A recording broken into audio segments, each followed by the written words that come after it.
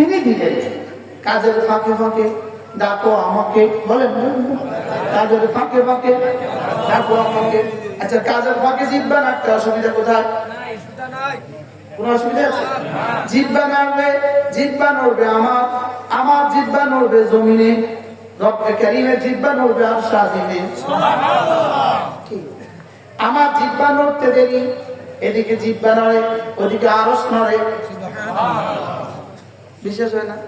যদি দেখতাম তাহলে আর নেকি হইতো না। শুধু বিশ্বাসের বিনিময়ে করব তো নেকি হবে। ফেরেশতা দেখে করে, এজন্য নেকি হয় না। আমরা না দেখে করি, এজন্য নেকি হয়। কি হয়? বললেন আমার জিহ্বা নড়ে জমিনে, বলেন আমার জিহ্বা নড়ে জমিনে, রবের জিহ্বা নড়ে আরশ আজিমে। লা ইলাহা ইল্লাল্লাহ, লা ইলাহা ইল্লাল্লাহ, লা ইলাহা ইল্লাল্লাহ। তাইলে আমি আমার সফলতার চাবি তিনটা জিনিস কিন্তু পেয়ে গেলাম। 1 নাম্বার কাজ, 2 নাম্বার নামাজ, 3 নাম্বার জিকির। সুবহানাল্লাহ। আপনার ওয়াজ শুনতে শুনতে ক্লান্ত হয়ে গেছে, আমি তো বুঝতেছি। ওয়াজ শুনতে শুনতে আপনারা কি হয়ে গেছেন? ক্লান্ত হয়ে গেছে। তাহলে আমার জীবনের সিদ্ধান্ত কয়টা পাইলাম? কি কি? শুধু শেষের দুইটা না, আগেরটা সহ? শেষেরটা বাদ দিয়ে দুইটা। ফর্মুলা মোট কয়টা? রিক্সার চাকা মোট কয়টা?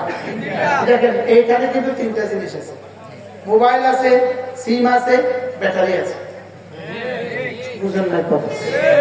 এই বাতিটার মধ্যে কিন্তু 3টা জিনিস আছে। ফর্মা আছে, তার আছে, বিদ্যুৎ আছে। আছে না নাই? এখানে কিন্তু 3টা জিনিস আছে। বাইরের ফর্মাটা আছে, ভিতরে তারটা আছে, সুইচটা আছে। কি আমার জীবনের ফর্মুলা, আমার জীবনের সফলতার ফর্মুলা? কাজ, নামাজ, জিকির। বলেন আবার বলেন।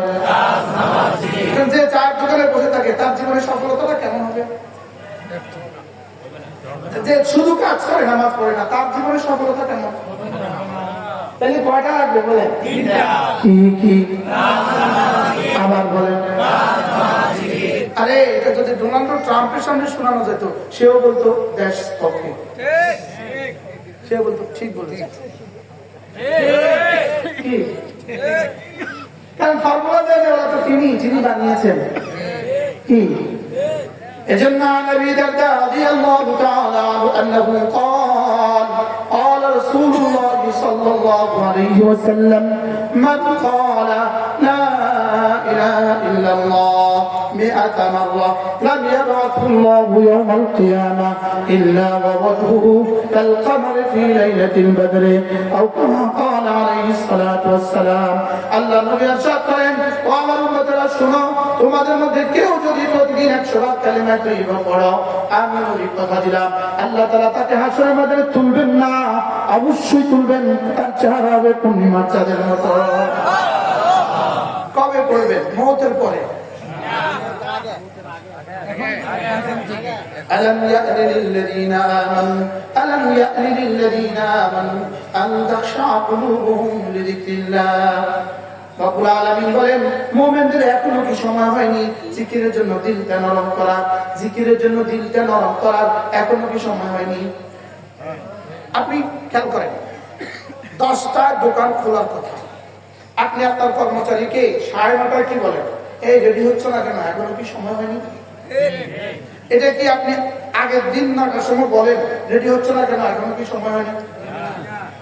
মনে হয় বুঝেন। পরীক্ষা হলো 10টায়, আপনি আপনার মেয়েটাকে 9টার সময় কি বলেন, এই রেডি হচ্ছে না কেন, এখনো কি সময় হয়নি? নাকি আগের রাত 9টার সময় বলেন, এই রেডি হচ্ছে না কেন, এখনো কি সময় হয়নি?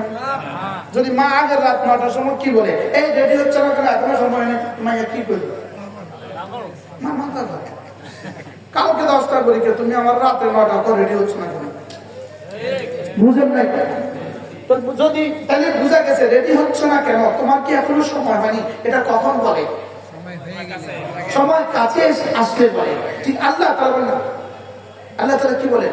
পড়েন কি বলছেন? আলাম ইয়ানি লিল্লাযিনা আমানু তোমার কি এখনো সময় হয়নি? তাহলে এটা বোঝা গেছে কি?